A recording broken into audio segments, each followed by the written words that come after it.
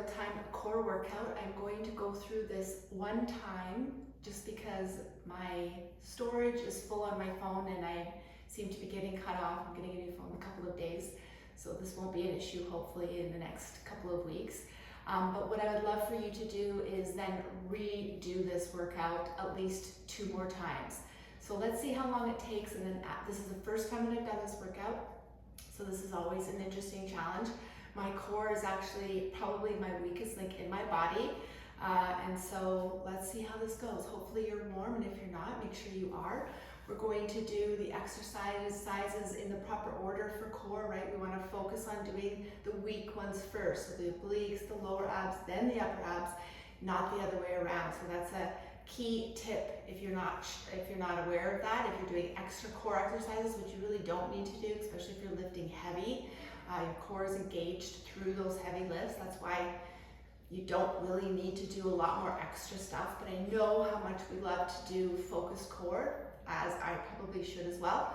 So this one is for you. So we're going to do some knee taps to make this harder. I'm going to recommend you use something unstable. So let me just grab my Oogie ball. I might be regretting this, but let's do it anyways. So you can grab whatever you want, anything that's sort of not stable. This will create a lot more work. And what I love about using an Oogie ball is it actually engages more of your upper body as well. So we'll get Pinky to move over a little bit. Thanks, big girl. Okay, so we're gonna do 15 of these per side. This is obviously focusing on the whole rectus abdominis, but we're going to really rotate to get those obliques going. So establish balance, and then you're just touching. 1, 2, think of the rotation. 3, 4, 5, don't do it faster than me. 6, 7, 8, 9, really rotate. 10, 5 more. 5, 4, 3, 2, and 1. Okay, so that was fun. We're going to now isolate lower abs, laying on your back, keeping your legs straight for intensity. We're making it intense. To modify, you can shorten the leverage. Back needs to stay flat. So if you're coming off, your lower back's coming off the ground, you need to shorten the leverage or shorten your range of motion. So we're going to do 10 of these per side, holding for a moment each time. Back is flat. Elbows back. Space between your chin and your chest. 1, 2, 3, 4, 5, 6, 7, don't do it faster than me. 8, 9, and 10. Raise both legs, lower them as slowly as you can. Ooh, that's a good burn. We will do a little bit of cardio now. The light is bright.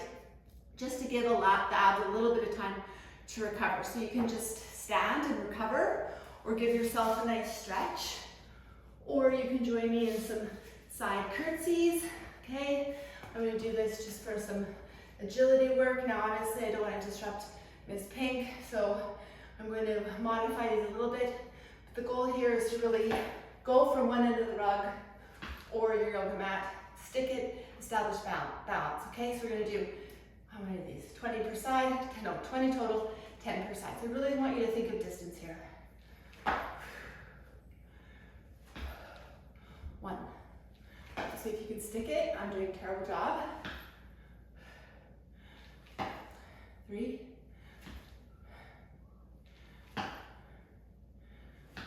4, 5, 6. See how the body figures it out. 7,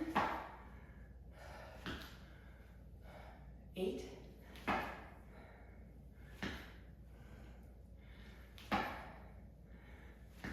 9,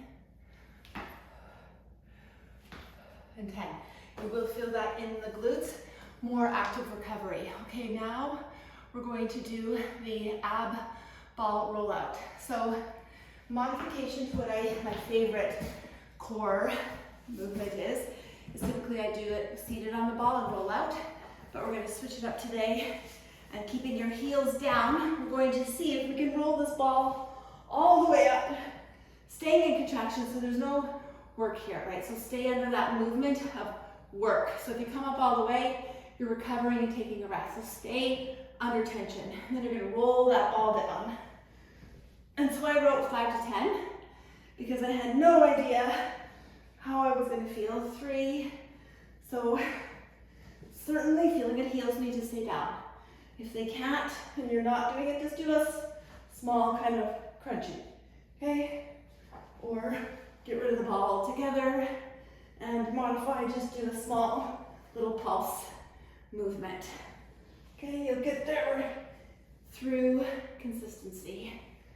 I don't know how much is this, 6.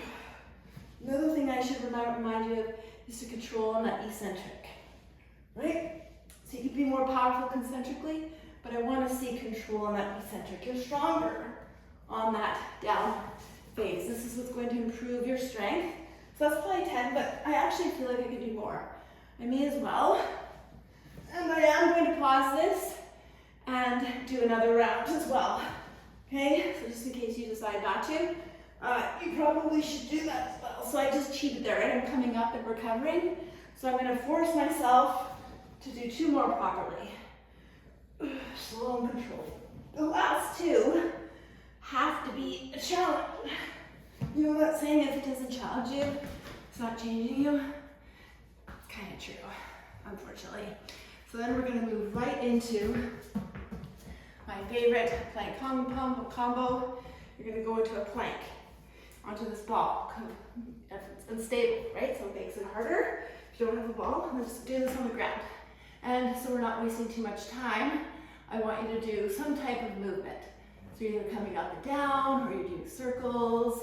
And this is where I want you to finish strong. Do them until they really are uncomfortable. Already feeling an incredible burn. This is why I love doing these 2 things together. And then I'm gonna hold it for another 10 seconds. Here we go, 10, 9, 8, 7, 6, 5, 4, hands up, 3, 2, and come down. Okay, so like I said, I'm running out of storage. I'm gonna pause this. I want you to repeat this 1 to 2 more times. It's not that long. Let's see how long. That's only 8 minutes. So if you do it again, you're looking for another 15 or so. So you should do this. All right, have an awesome day.